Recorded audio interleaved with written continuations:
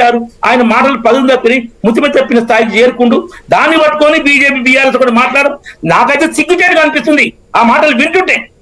కాబట్టి దండం పెడుతున్నా మళ్ళొక్కసారి ఇలాంటి బీజేపీని వేరే విధంగా తప్పు పట్టలేక కేవలం బీఆర్ఎస్ లింక్ తప్పుడు లింక్ అంటగట్టి బదనాం చేయకండి. ఇంకొకటి రామచంద్రరావు గారు వారు పుట్టిందే సైద్ధాంతికంగా విద్యార్థి నుంచి ఏబీపీలో ఏబీపీలో ఎన్నో పోరాటాలు చేశారు. 10-12 సార్లు జైలుకు కూడా వెళ్ళారు, దెబ్బలు తిన్నారు, కాలు ఇరిగింది, చెయ్యి ఇరిగింది. పార్టీకి మొత్తం కమిట్మెంట్ ఉన్న వ్యక్తి రామచంద్రరావు. రామచంద్రరావు గారికి 2 పేర్లు ఈవెన్ నాగేశ్వరరావు గారు అన్నారు. నాగేశ్వరరావు గారు ఎమ్మెల్సీ ఎలక్షన్ లో రామచంద్రరావు గారు ఓడించినప్పుడు అక్కడనే వెళ్ళి కౌగలించుకున్నప్పుడు వారికి కంగ్రాట్ చెప్పారు. ఎంతో గొప్ప మనిషి రామచంద్రరావు గారు. ఇప్పటికి నేను వారిని ఓడించి వారిని ఒకసారి 6 సంవత్సరాలు ఎమ్మెల్సీ దూరం చేసిన అయినా నన్ను పల్లెత్తి మాట కూడా అనలే. అంత గొప్ప జెంటిల్ మెన్ కమ్యూనిస్ట్ నాగేశ్వర అన్నాడు రామచంద్రరావు గురించి. కాబట్టి రామచంద్రరావు గొప్పదనం తెలుసుకోండి. ఇంకొకటి ఆ విషయం డౌట్ లేదు. నేను అందుకే నా మొదటి మాటలోనే నా ఇంట్రోలోనే అన్నాను, పార్టీకి లాయల్ గా ఉన్నటువంటి వ్యక్తి, మొదటి నుంచి 40 ఏళ్ల నుంచి పార్టీని పట్టుకున్నటువంటి వ్యక్తి కాబట్టి ఆయనకి ఇవ్వడం పార్టీ నిర్ణయంగా చూసాము, దాన్ని తప్పు పట్టేది ఏం లేదు. సో పార్టీ పరంగా ఇట్స్ గుడ్. కాకపోతే ఉన్నటువంటి రాజకీయ పరిస్థితి నేపథ్యంలో ఈటల పేరు బలంగా వినిపించింది. ఈటలను అడ్డుకున్నది ఎవరు? అందులో ఉన్నటువంటి బీజేపీ నాయకత్వమే ఈటలకు అధ్యక్ష పదవి రాకుండా అడ్డుకున్నారా అన్నది ఈ రోజు ఉన్నటువంటి ప్రధానమైనటువంటి అభియోగం భారతీయ జనతా పార్టీ పైన. దానికి సమాధానం చెప్తున్నా, ఒక నిమిషం చెప్పండి.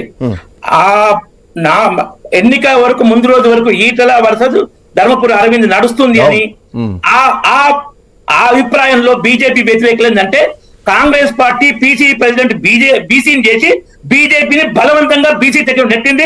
బీజేపీ ఇప్పుడు బీసీని ఎంపిక చేయక తప్పదు అంటే బీసీని బీసీ స్టేట్ ప్రెసిడెంట్ చేసినా అది కాంగ్రెస్ క్రియేట్ ఇవ్వాలని కుట్ర చేసారు, ఆ ప్రచారం చేసారు. ఇప్పుడు అది జరగకపోవడానికి మళ్ళీ ఈటలకు అన్యాయమా, ఎవరు కుట్ర చేసారు, ఇవన్నీ ఏమైనా బీజేపీని బురద చేయడం ఇది పద్ధతి కాదు. పార్టీ ఇంకా ఎన్నికలకు 3 సంవత్సరాలు ఉంది.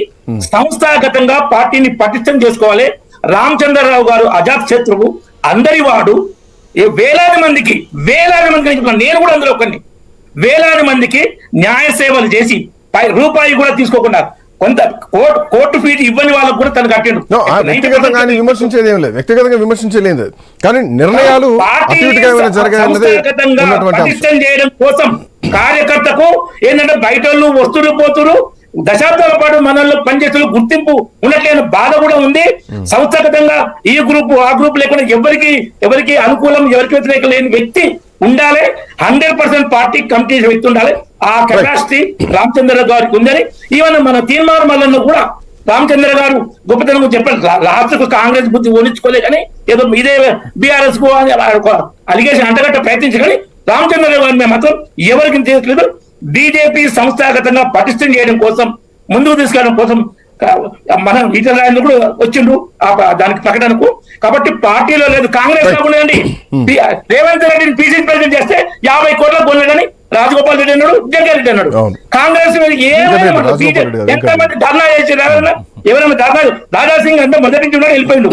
ఎవరన్నా ఈ నిర్ణయాన్ని మీ ప్రెస్ కాన్ఫరెన్స్ పెట్టి బీజేపీ ప్రముఖ నాయకులు తప్పట్టిదా, ఇంత మంచిగా ఉన్నా తప్పట్టదని నా విజ్ఞప్తి.